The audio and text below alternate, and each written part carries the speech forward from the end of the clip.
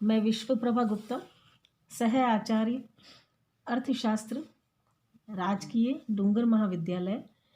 बीकानेर, राजस्थान से, BA part second,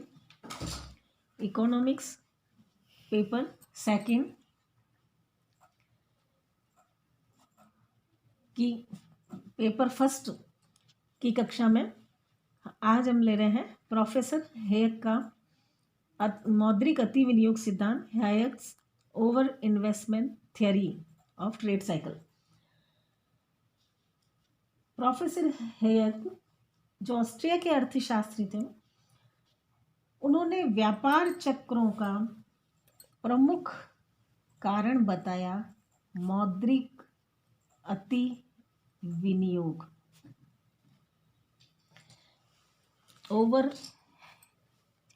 investment. जब अर्थव्यवस्था में विनियोग किया जाता है तो विनियोग हम सभी जानते हैं कि प्रमुख रूप से ब्याज दर पर निर्भर करता है, और ब्याज दर दो प्रकार की होती है। एक स्वाभाविक ब्याज दर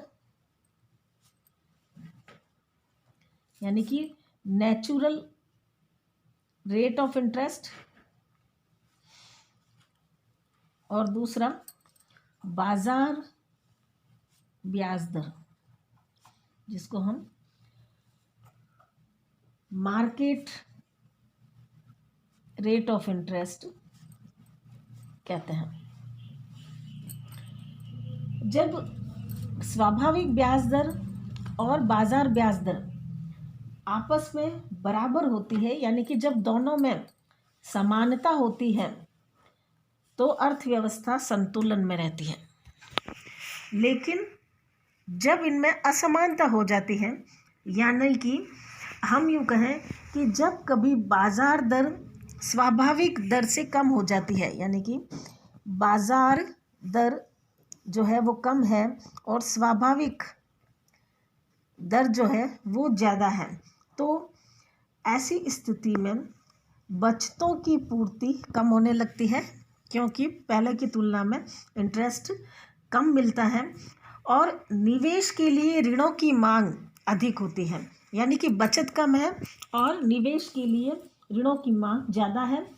अब चूंकि बचतें पहले जितने निवेश की मांग को पूरा नहीं कर पा रही हैं, तो बैंकों के द्वारा साख का विस्तार किया जाता है और अतिरिक्त साख मुद्रा का विस्तार करके उस निवेश की मांग को पूरा करने का प्रयास किया जाता है, जिससे लगातार बैंक का साख विस्तार होने के कारण इन्वेस्टमेंट बढ़ जाता है, यानी कि निवेश बढ़ जाता है। निवेश बढ़ जाता है और साथ ही पूंजीगत पदार्थों की मांग बढ़ जाती है।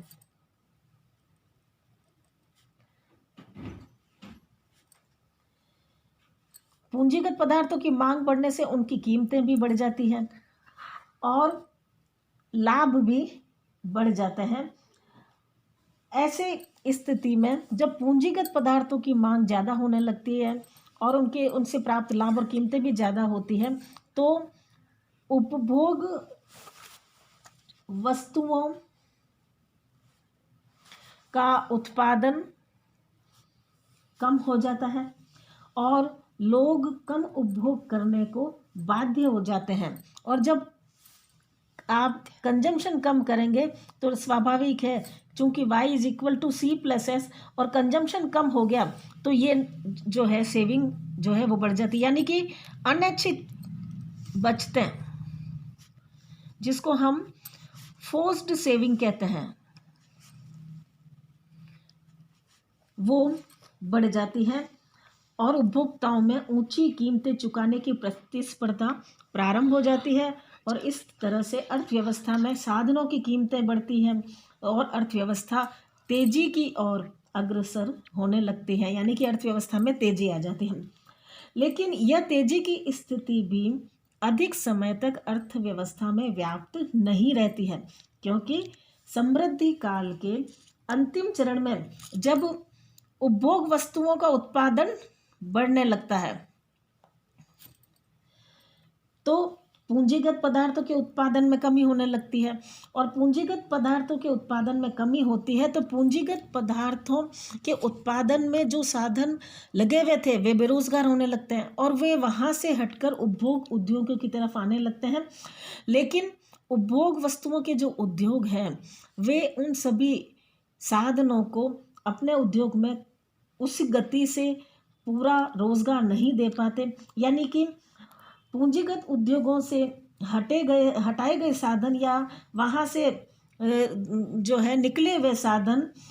उपभोग उद्योगों में पूरी तरह से उस गति से नहीं खप पाते। इसके परिणाम स्वरूप क्या होता है कि बेरोजगारी अर्थव्यवस्था में व्याप्त होने लगती है। बेरोजगारी होती है यानी कि बैंक भी जो है साख की मात्रा कम करने लगते हैं, साथ में ब्याज की जो दर है वो बढ़ने लगती है, पूंजी में कमी होने लगती है। इससे क्या होता है कि उत्पादन में यानी कि इन्वेस्टमेंट में कमी होने लगती है, तो प्रोडक्शन में भी कमी होने लगती है, इन एम्प्लॉयमेंट में फिर कमी होने लगती है, और इस तरह से यह चक्र चलता जाता है और अर्थव्यवस्था मंदी की स्थिति में आ जाती है। तो इस प्रकार हेयक कहते हैं कि व्यापार चक्रों का कारण उपलब्ध बचतों की तुलना में पूंजीगत उद्योगों में अधिक विनियोग का होना है, और अधिक विनियोग बैंक साख में वृद्धि के कारण संभव होता है। तो इस तरह से हेयक ने अपना ये सिद्धांत दिया, लेकिन हेयक के इस सिद्धांत की कुछ आलोचना की जाती है, और वह यह कि इसमें पूर्ण रोजगार की मान्यता ली गई है, जो अपने आप में अवास्तविक है और भ्रमपूर्ण है। दूसरी बात, निवेश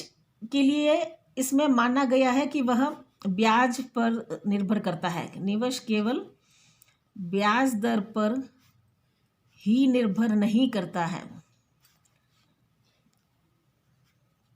जबकि अन्य तत्व भी है कि लाभ की प्रत्याशा कितनी है, आय का स्तर कितना है, यह भी निवेश को प्रभावित करते हैं। लेकिन हेयक ने सिर्फ ब्याज दरों पर ही अधिक बल दिया है। तीसरी बात कि हेयक ने मान लिया है कि पूंजीगत उद्योगों तथा उपभोग उद्योगों के बीच साधनों की गतिशीलता काफ़ी अधिक होती है,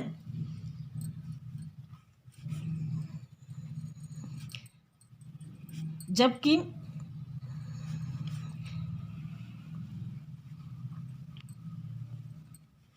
हेयक ने जो है साधनों की गतिशीलता काफ़ी ज़्यादा मान ली है, जबकि वास्तव में इतनी गतिशीलता होती नहीं है कि पूंजीगत उद्योगों से अगर साधन बेरोजगार हो गए हैं तो वो तुरंत उपभोग उद्योगों में खप जाएंगे, या उपभोग उद्योगों से साधन बेकार हो गए हैं तो वो पूंजीगत उद्योगों में शीघ्र खपा लिए जाएंगे। तीसरी बात, यह सिद्धांत व्यापार चक्र की पूर्ण व्याख्या नहीं कर पाता, और